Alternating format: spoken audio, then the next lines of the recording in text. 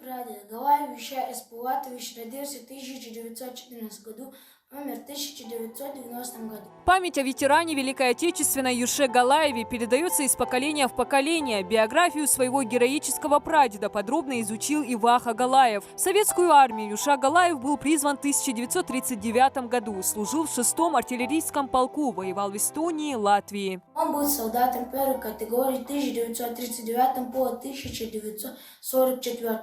Он воевал в городе Селидовск 355, артиллерийском полку, заряжающий 75.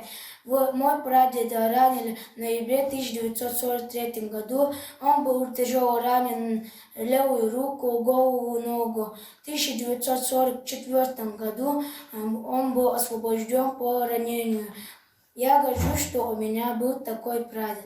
До победного дня остаются считанные дни. К этому событию уже готовятся правнуки Юши Галаева. Фотографии ветеранов – все, что осталось, память о храбром деде. Семейное хранилище ценных реликвий сегодня раскрыли не просто так. 9 мая правнуки планируют присоединиться к онлайн-акции «Бессмертный полк». В общем, все, что требуется для участия в шествии, у детей уже готово. Смотрели фильм о войне, и было очень страшно мне.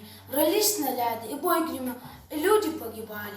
А рядом дедушка сидел и на груди медали. Ежегодно тысячи россиян принимают участие в акции «Бессмертный полк». В День Победы центральные улицы всех городов России заполняются портретами участников Великой Отечественной. Из-за рисков, связанных с эпидемией, президентом страны было принято решение перенести шествие до безопасных времен. Но собрать героев отчизны в одном строю пресловутый вирус не помешает. 9 мая патриотическая акция пройдет в онлайн-формате. Для участия необходимо зайти на сайт полк.рф.ру, заполнить анкету и загрузить фотографии близких, участников войны и тружеников тыла.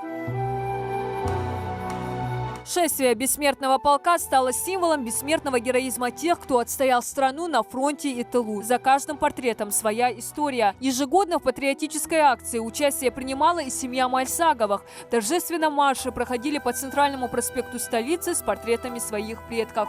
Герой России, летчик-бомбардировщик Ахмед Мальсагов и его брат Магомед, капитан танковых войск. Погибли молодыми, сражаясь за победу. Из близких родственников остался только племянник Назир Мальсагов. Гордость за славных предков переполняет каждого члена его семьи. Отдать дань уважения их героизму, мужеству, отваге они в этом году смогут, не выходя из дома. Старший сын и потом средний сын, когда мы в бессмертном полку участие принимаем, всегда Ахмеда портрет несут.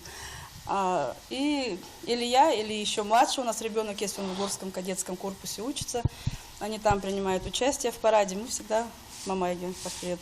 Потому что они оба всегда были неразлучны, вместе учились, вместе военную школу заканчивали, всегда вместе были. Шествие бессмертного полка стало центром памятных торжеств России. Эта акция собирает всех солдат Великой Отечественной в одном строю. В этом году онлайн-формат соберет их в один общий видеоряд. А для тех, кто не успеет сделать регистрацию на сайте, есть еще одно предложение. 9 мая после минуты молчания в 19 часов россияне могут выйти на балконы с портретами своих родственников. Тем самым доказать, что их подвиг не забыт даже в гуще эпидемиологических событий. Диана Дударова, Новости 24.